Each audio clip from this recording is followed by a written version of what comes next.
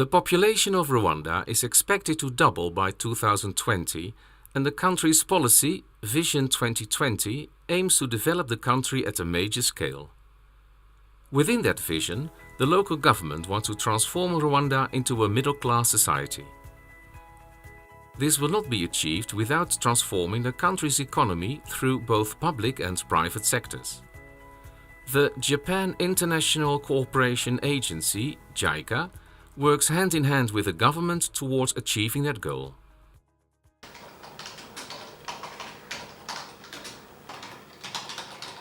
JICA is a Japanese government agency to implement the official development assistance. And JICA has a long history to the ODA.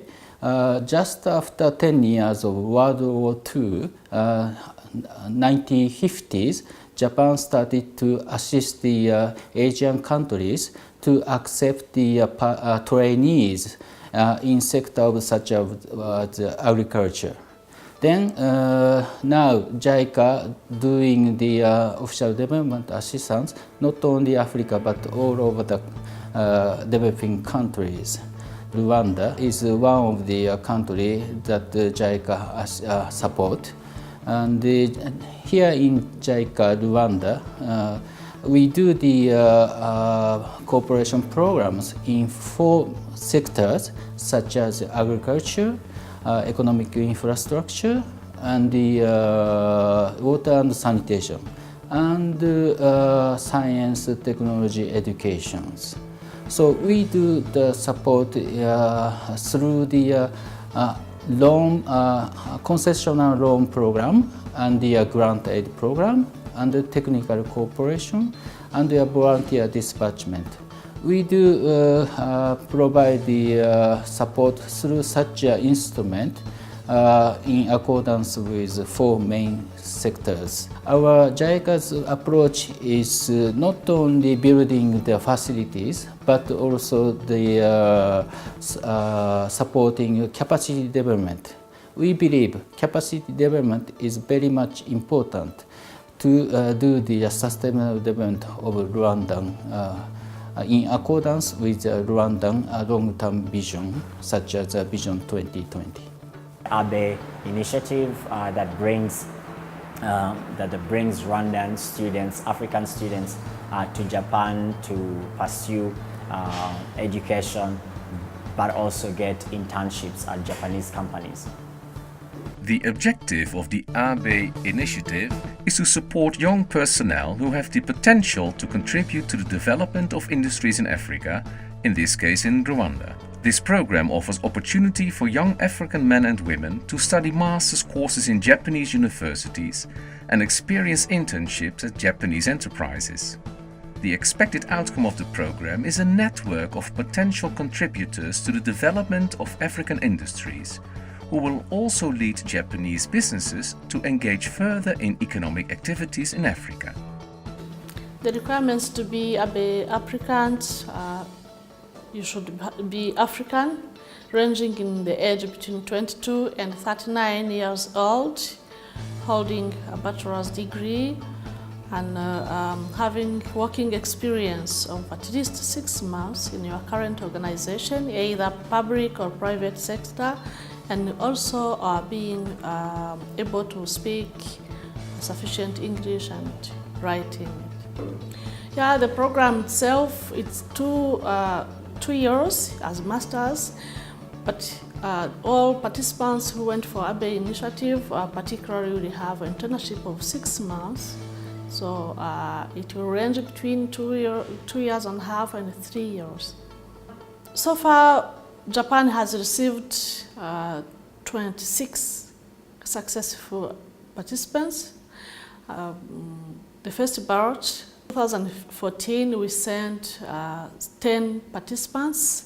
2015, we sent 6 participants, and in 2016, we have sent 10 participants. The 4th batch is now ongoing, and we are expecting to send 10 more.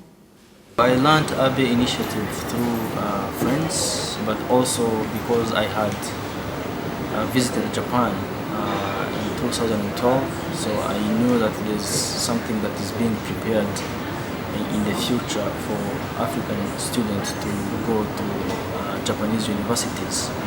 So when it came to Rwanda, I had some information about it. So, but also my friends informed me about the initiative program. My name is Alain Kajangwe. My company is Wiredin Limited. We founded this company in 2014, and we specialize in software development, and our emphasis are on offshore software development. That means our clients are in Japan. Currently we have about 5 Abe Initiative candidates. 3 of them actually have graduated, and they'll be coming back to work with Wiredin end of March. So these are people that have been in Japan for the last almost 3 years, studied there for their masters, and now just completing their internship. So they come back with a very good perspective of the Japanese market, but also with a good training in software development. So they will be very helpful in what we are doing here. My name is Atsushi Yoshida. I'm working Ottawa Electronic, and I'm sales management.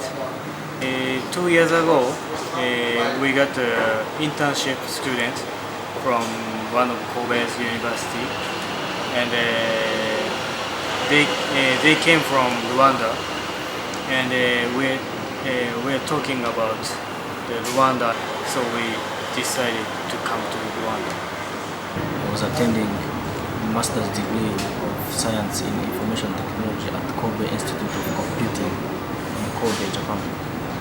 After graduating, every Abe initiative had a chance to get a 6 months internship in very high companies. So that one benefit. And the second, when you're working in those companies, you are exposed to their way of doing things, to their business culture.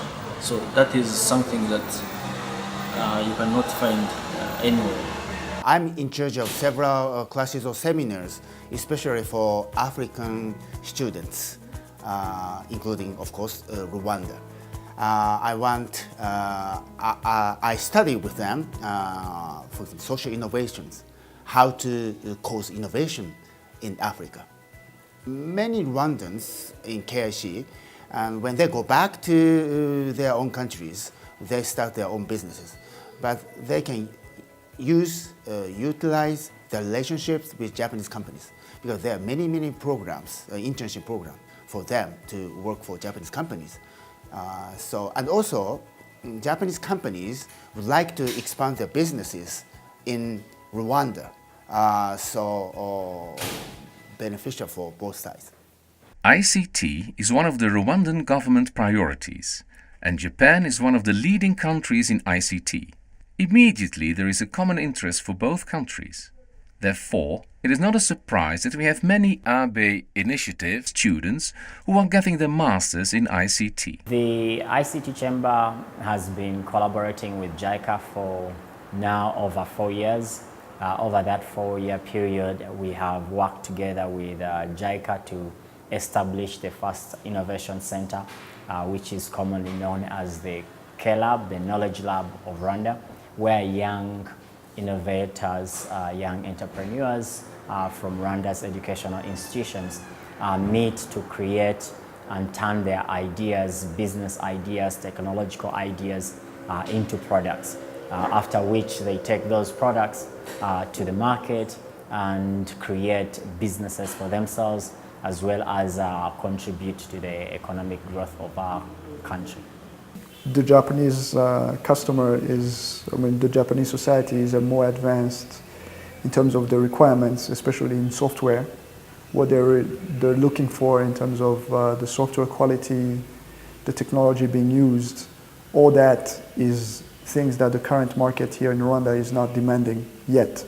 So us being in this position at this time not only helps us make a business out of this opportunity, but also be prepared to when the Rwandan market will also be ready for this kind of advanced software requirements. Right? So, yeah, to me it's a win-win, both financially, but most importantly, the challenges that help you build your skill levels. In conclusion, the Abe initiative isn't only a program about improving people's skills, it goes beyond it. It's an opportunity for Japan and Africa to work together in both private and public sectors, increasing economic growth while creating a cultural exchange. And it shall be proven a very useful initiative over the years for both parties. My plan after coming back to Rwanda is to take the knowledge that I got from Japan, utilize technology to consolidate the resources that we have, and actually make them available to those people that don't have access to those resources. I really want Rwandan young, ambitious people to study, innovation, social innovation in Rwanda or Africa, and then eventually I want them to become entrepreneurs who may change Rwanda and Africa and the world. Public-private partnership is very important for African development since many African governments have challenged on the constraint budget for socio-economic development, while such a demands are huge. I believe the technology and knowledge that the Japanese company have can be utilized for the African development. I believe this Abe Initiative program enhances the relationship with Rwanda and Japan. And please apply more Rwandan people.